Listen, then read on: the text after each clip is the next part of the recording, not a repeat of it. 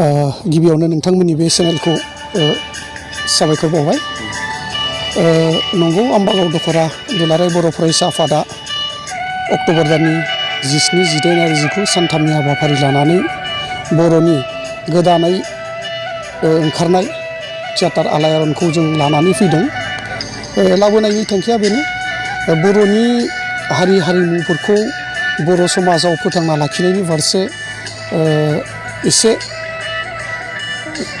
खम बा एसे गोहैले जालांनायखौ नोजोर होनानै जोङो हारिनि हारिमुखौ अनसायनायनि थाखाय बेवहाय बे थियाटारखौ जों आम्बागाव दख'रा एबसुनि हेफाजाबजों जों लानानै फैदों। जोंनि थांखिया बेनो हारिनि हारिमुखौ दुलाराय बर' फरायसा आफादा जेरै हारिखौ गोजौ फारसे दैखांनायनि खामानि मावदों आरो बेबो मोनसे दुलाराय बर' फरायसा आफादनि मोनसे नोजोर एबा थांखि होननानै जों साननानै लायो आरो बे थांखिनो जों बे इअरन थियाटारखौ सानथामनि हाबाफारि लानानै आम्बागाव बर' गोजौ फरायसालिनि बे गेलेग्रा फोथाराव जों लानानै फैदों। जोङो रायजोनि सुजुग सुबिदाखौ नायनानै बर' समाजाव थियाटार होनोब्ला एसे उनफारसे गोसो गैबाङैखौ नोजोर होनानै जोङो खम खालामनाय जादों।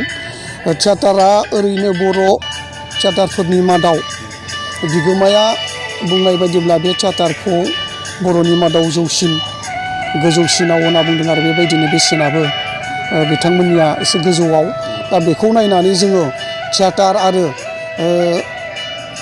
दख'रा आफाद बा थियाटार कमिटि आरो बानजाय कमिटि जेन मोननैबो अलखदाव गोग्लैया बेखौ नोजोर होनानै जोङो गेलारियाव 80 आरो सेकेन्ड क्लासाव 120, फार्स्ट क्लासावहाय 150 आरो जोङो सिजनखौ 200 राङै फाननाय जादोंमोन।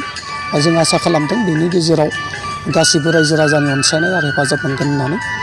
टिकेटखौ जोङो गिबियै जोङो गेलारिखौ पुसिं खालामबाय। जायफोरा हारिखौ मोजां मोनो हारिमुखौ मोजां मोनो बिथांमोननो जोङो डाइरेक्टलि फाननाय जाहैबाय आरो बेबायदिनो बिथांमोननि हेफाजाबखौ जों मोनदों।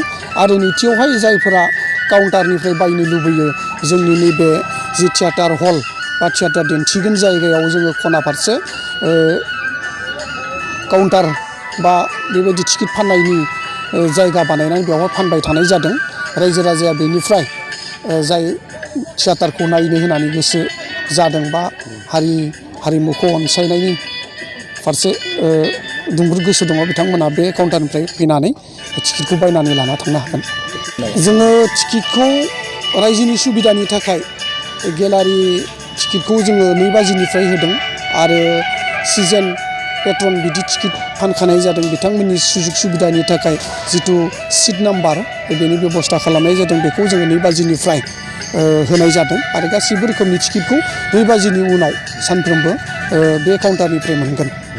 अनलाइनफोर मोननाय बेबस्था खालामदों नामा? जोङो अनलाइननि बेबस्था बिदि खालामनो हानाय जाथ'वाखिसै। इयुनाव नाजागोन अनलाइननि गेजेरजों टिकेट मोननायनि बेबस्थाखौ। नंगौ बर'नि हारिमु राव हारिमु आसारखान्थि गासैखौबो फोथांना लाखिनायनि फारसे जों गासैयाबो बिबान दङ। दा बे लेखायै जोंनिबो नोजोर बियो जे हारिनि हारिमु राव गासैबो समानै थांनानै थाथों बे नोजोरखौ लानानै जोङो बोसोरफ्रोमबो बर'नि थियाटार बेखौ जोङो लाखिबोबाय थादों आरो देग्लायबो बे बोसोराव लाखिनाय जादों।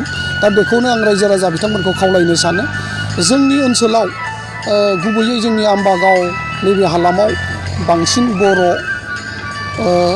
सुबुंफोर थानाय ओनसोल हिसाबै जोंनि बे ओनसोलाव बर'नि राव हारिमु आसारखान्थिखौ अनसायनानै जोंनि गासैबो बे बिबानखौ रुजुलायो आरो जोंनि हारिखौ जि मास्टारेस दानायनि खोथा बुंदों बे फारसे गासैबो मदद होयो। आं बेखौ खावलायदों जे जोंनि ओनसोलाव सम सम जोङो नोजोर होबोदों जे आसामिस थियाटार लाबोयोब्ला बांसावो आरो बर'नि थियाटार लाबोयोब्ला एसे खम जायो।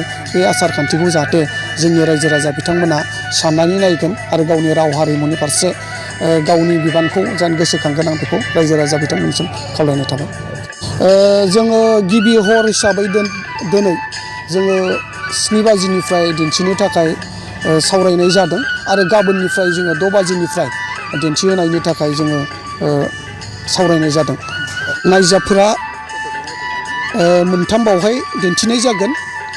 गिबियावनो उपेन खेरखातारिनि लिरनाय सोर, नैथियाव देंखो ब्रह्मनि लिरनाय नोंनि थाखायनो, थामथियाव शंकर मोसाहारिनि बै अखोराङाव। बे मोनथाम नायजाबखौ बावहाय दिन्थिनाय जागोन।